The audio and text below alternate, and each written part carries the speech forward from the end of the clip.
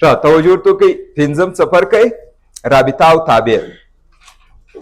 دا ډېر زیات یو په زړه پورې او یو له ډېرو زیاتو مهمو څپرکو څخه دی په ریاضي کې. موږ تاسې د رابطې او تابع موضوعاتو باندې بحث کوو، خو د هغه نه مخکې یو تعداد مفاهیم او موضوعات دي، اول باید په هغه باندې پوه شئ.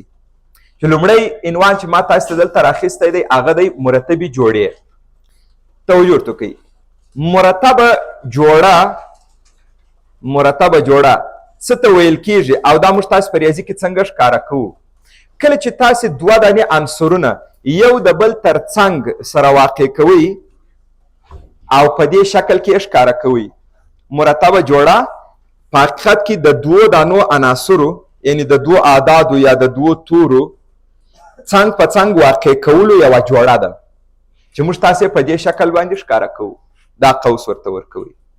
او په دې شکل کې تر ټولو مهمه او با اهمیته خبره دا ده چې دلته ترتیب اهمیت لري. یعنی یو لوی توپیر د سټ سره د دې دا راغی چې په سټ کې ترتیب اهمیت نه درلودی. تاسو کولی شئ د یو سټ عناصر ځایونه سره بدل کړئ.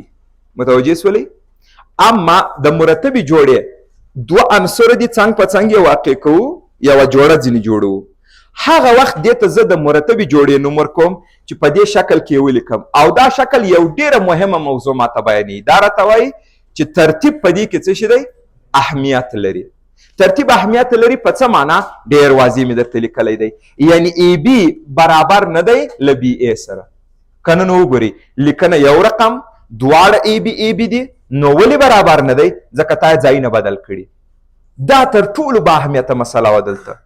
دې ته متوجه شولئ؟ دا چې زه تاسو ته وایم ای بي مساوي نه دی له بي ای سره. تاسو په دې دواړو کې یوازینی توپیر چې وینئ هغه څه دی؟ د دې ای او بي ځای بدل سوی. مطلب په دې لیکنه کې چې ځای بدل کې خبره تغییر کوي. یعنی دلته ترتیب یا موقعیت یو ځانګړی اهمیت لري.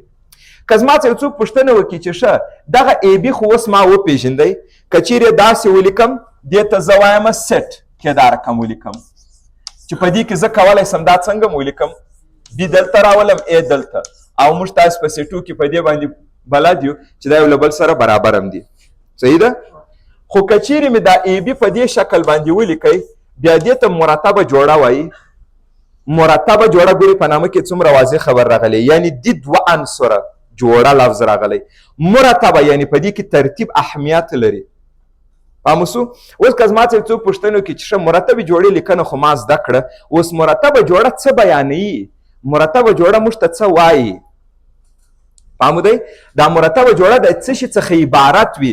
زه خو د دې په دې شکل بلد یم، اما د دې مفهوم عبارت له څه شي څخه دی؟ نو دا یو ځانګړی مفهوم نه لري. دا په حقیقت کې یو ډول لیکنه ده چې تاسې د هر دوو عددونو چې د هغوی ترتیب تاسې ته مهم وي کولی شئ ویې کاروئ. زما د خبرې مطلب څه دی؟ یعنی که زه تاسې ته ووایم چې دا مرتبه جوړه یو نقطه بیانوي، دا غلطه نه ده، ولې دا د مرتبې جوړې دایمي خبره نه ده. آیا موږ تاسې په مرتبې جوړې باندې که ستاسې باید مختلط اعداد نه ښکاره کول، ترکیب نه ورباندې ښکاره کوو؟ په مرتبې جوړې باندې ترکیب ښکاره کوو. آیا موږ تاسو د دوه مجهوله معادلاتو حل نه پلي کوئ؟ نو دا داسې نه دی چې حتما به ته څه شي په دې باندې ښکاره کوې، حتما به ته په دې باندې یو نقطه ښکاره کوې. موږ وایو نه، هر دوه کمیته یا هر دوه عنصره که تا غوښتل داسې ولیکې چې د هغوی ځایونه څوک وانړي سره، یعنی هر مشخص ځای ځان ته یو مفهوم ولري، په ریاضي کې یو لیکنه جوړه سوې ده.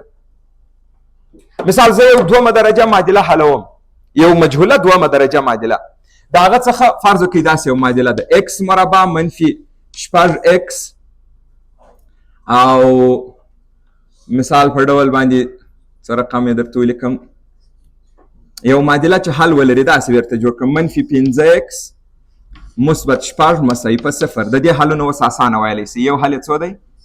یو حل یې مثبت 2 دی، بل حل یې مثبت 3 دی.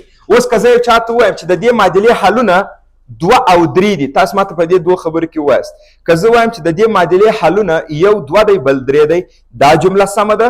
او که داسې ورته وایم چې د دې معادلې حلونه 3 او 2 دی، یعنی 2 اول یاد کم 3 دوهم، که 3 اول یاد کم 2 دوهم، کوم یو یې صحیح راځي؟ دواړه یو شی راځي. نو معنا دا ده که د هر یو اول یاد کوي بل دوهم فرق نه کوي. د ریاضي په حساب که ښه دقت ورته وکړئ، یعنې ته دا داسې ولیکه چې ځای یې مهم نه وي. به زه اتومات د دې جواب په څه کې لیکم؟ په سټ کې. اما که چیرې زه یو دوه مجهوله معادله حل کړم، تاسې فرض وکړئ دوه مجهوله معادله ده، یو د دوه مجهوله معادلات سیستم دی. اوس به زه معادله نه لیکم. په دې کې موږ تاسې حل کړئ x 2 راغی y 3 راغی. اوس که زه تاسو ته ووایم چې په دې معادله کې x 2 دی y 3 دی، دا څنګه چې پیدا کړی، آیا د دې جواب دا معادل راتلای شي چې وایم x 2 دی y 3 دی یا x 3 دی y 2 دی؟ دا صحیح راتلای شي؟ نه. دا چې کله ته د قیمت د پر ځای او د قیمت د پر ځای بیا ووایه، یعنی دا ځایونه سره بدل کړي، په هغه صورت کې بیا چې بیرته قیمت ګزاري وکړي دا خو په سیسټم کې جواب نه ورکوي. نو زه څه وایم؟ وایم که زه دا په سیټ کې ولیکم، څوک څه په پوهېږي چې کم یو د کم یو قیمت و. زه غواړم دا په داسې یو لیکنه کې ولیکم چې هر موقعیت ځان ته مفهوم پیدا کړي. نو زه به دا داسې ولیکم، وم د دې جواب دی د دې سیسټم 2 3، بیا به ورته ووایم وم اولی د x قیمت دی او دوهمي د y قیمت دی. کم متوجه کیږي چې دا مرتبه جوړه دا یو لیکنه د پریازي کې، او دا هغه وخت موږ تاسې کاروو چې کله د دوه عددونو ترتیب موږ ته اهمیت ولري، چې کله د دوه عددونو ترتیب مهم وي. فهم اوس ورته؟ مثال فرض وکړئ یو تجربه اجرا کوو، یو جسم دی یو مقدار کتله لري، موږ پر هغه باندې مختلفې قوې واردې کړي دي او د قوو په نتیجه کې تعجیلونه لاسته راغلي دي. اوس زه غواړم دا د تجربې کم معلومات یا ډیټا چې ده دا په یو کاغذ کې ولیکم او د نور کسانو سره شریک کړم. اوس که زه داسې ولیکم چې په څومره قوې باندې څومره تعجیل راغلی دی، یعنی د هرې قوې له امله چې څومره تعجیل یې زیات شوی دی، که زه دغه هر یو د تجربې پایله یو چا ته ولیکم، ستاسو په نظر دا په سټ کې لیکل صحیح راځي او که نه؟ مثال فرض وکړئ زه هم کله چې قوه 10 سوه تعجیل 2 و، کله چې قوه 20 سوه تعجیل 4 سو، کله چې قوه 10 سوه مثال تعجیل 6 سو، د مثال په ډول. اوس که زه وغواړم دا معلومات یو چاته په سټ کې ولیکم او داسې ورته وایم وم کله چې قوه 10 سوه تعجیل 2 سو، آیا په حقیقت سره دلته دا 10 چې ما په لومړي کې لیکلی دی دا د دایمي موقعیت دی او د 2 10 چې کله سره واړه د دې مفهوم کې بدلون نه راځي؟ نه راځي بدلون. صحیح خبره ده؟ نو کله چې زه دا په سټ کې ولیکم هغه نه پوهېږي وایي قوه کم یو دی او بل یې کم یو دی. که زه ورته هم لومړی قوه دی دا دوهم یې تعجیل دی، په سټ کې د لومړي او د دوهم بیانولو موضوع شته نه، یعنې ته په سټ کې نسې کولی موقعیتونه یا موقفونه بیان کړي چې دا پلانی موقف دا پلانی موقف، ځکه هلته ترتیب اهمیت نه لري. نو کله چې تا ته دلته مهم دی ترتیب چې لومړی زه قوې لیکم دوم تعجیل، یعنې ترتیب درته اهمیت پیدا کوي، نو ته دا په دې کې مه لیکه، ته دا په څه شي کې ولیکه؟ ته دا په مرتبه جوړه کې ولیکه. او اوس ووایه لومړی قوه د دوهم تعجیل دی، دا د لومړي دوهم معنا څه شوه؟ یعنې ته ترتیبونه بیانوې، دغه ترتیب په سټ کې ته نسې بیانولی ځکه سټ ترتیب نه لري. نو هر کله چې موږ تاسې ضرورت پیدا کوي چې 2 دانې عددونه یا 2 توري یا 2 کمیتونه داسې یو د بل تر څنګ ولیکو چې د هغوی موقعیت موږ ته مهم وي، نو زه هغه لیکنه په مرتبه جوړه کې کوم. تاسو به پوه چې دا مخصوص د ټکي دپاره نه ده دا لیکنه، دا نو یو فارمټ دی د لیکنې چې کله ترتیب اهمیت درته ولري ته دا کاروې. فهم اوس ورته؟ ته کولی شې دا فارمټ وکاروې. ښه، نو د دغه ځای څخه ډېره واضح خبره لاسته راځي چې موږ تاسې دلته یوازې ځایونه بدل کړي او بیا ویلي چې دا برابر نه دي. مطلب دا دی چې په دې کې د ځای بدلون چې کله تاسې ځای بدل کړئ معنا دا ده چې دا نو اوس هغه پخوانۍ مرتبه جوړه نه ده، دا نوې مرتبه جوړه سوه، یعنې دوی یو له بل سره برابر نه دي. ښه، نو دوی مرتبې جوړې څه وخت یو له بل سره مساوي راتلی شي؟ اسانه خبره ده. د دې لپاره چې دوی مرتبې جوړې یو له بل سره مساوي راسي باید څه خبرې؟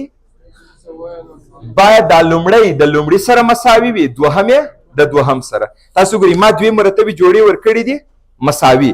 د 2 مرتبو جوړو مساوي والی هغه وخت ممکن دی چې لومړی د لومړي سره او دوهم د دوهم سره برابر وي. دا A باید د C سره برابر وي او B باید د D سره. هغه وخت 2 مرتبې جوړې مساوي راتلی شي چې لومړی د لومړي سره او دوهم د دوهم سره. تاسو ماته اوس په مرتبې جوړې کې که عددونه یې که توري څو برخې لرو؟ دوې، یو دا برخه یو دا برخه. دا برخه کولی شي څنګه ووایاست؟ جز. کولی شي ورته ووایاست مالفه، کولی شي ورته ووایاست مختصه، کولی شي ورته ووایاست مرکبه. نو ځکه موږ تاسې په مرتبې جوړي کې لومړني ته بیا د دې وروسته کولی شو کم لفظ وکاروو؟ لومړی مالفه یا لومړی مرکبه یا لومړی مختصه. نو لومړی مالفه او دا دوهمه مالفه، هغه وخت دوی مرتبې جوړې مساوي دي چې لومړی مالفه د لومړي سره مساوي وي، دوهمه مالفه د دوهم سره. دا د لومړي او د دوهم شناخت اسانه دی درته. کامه چې هر ځای راغله د هغه نه مخکې لومړی دی وروسته یې دوهم دی. په دې کې بیا مثالونه په کانکور کې موجود وي، ډېر درته راځي او ډېر زیات اسانه دی. تاسو دې مثال ته توجه وکړئ. دا یو مرتبه جوړه ده، ګورئ کامه نه مخکې یوه مالفه ده، کامې نه وروسته بله، او هغه بله مرتبه جوړه ده. دوی مرتبې جوړې مساوي درکړي وای، تاسو د اکس او وای قیمتونه پیدا کړئ. تاسو ماته وایاست نظر په هغه موضوع چې مخکې موږ درته وویل څنګه ده؟ لومړی مالفه باید د لومړي سره برابر وي، دوهمه مالفه د دوهم. نو اکس منفي دوه باید څو وي؟ یو، او وای جمع یو باید درې. یعنې زما مطلب دا دی چې لومړی مالفه باید د لومړي سره مساوي کړي، دوهم د دوهم سره. د دغه نه پرته په بل حال کې د مرتبو جوړو مساوي والی امکان نه لري. ښه، په دې باندې به لات سولئ. اوس نو معادلې درته جوړې دي، حل یې کوئ. منفي دوه دې طرف ته راواړوئ، مثبت دوه اکس درې سو، او یو هغه طرف ته واړوئ، منفي یو وای مساوي په دوه رالی. د رابطې او تابع په څپرکي کې ما تاسو ټول په شروع کې یو تعداد مفاهیم زده کوو. لومړی مفهوم چې موږ زده کړی هغه څه شي و؟ مرتبه جوړه. اوس نو زه په ریاضي کې داسې یو لیکنه پیژنم چې هر کله دا ترتیب ماته مهم سي، چې کله ماته دا ترتیب مهم سي بیا زه هغه سره لیکم. هر ځای کې کولی شئ د دې څخه استفاده وکړئ.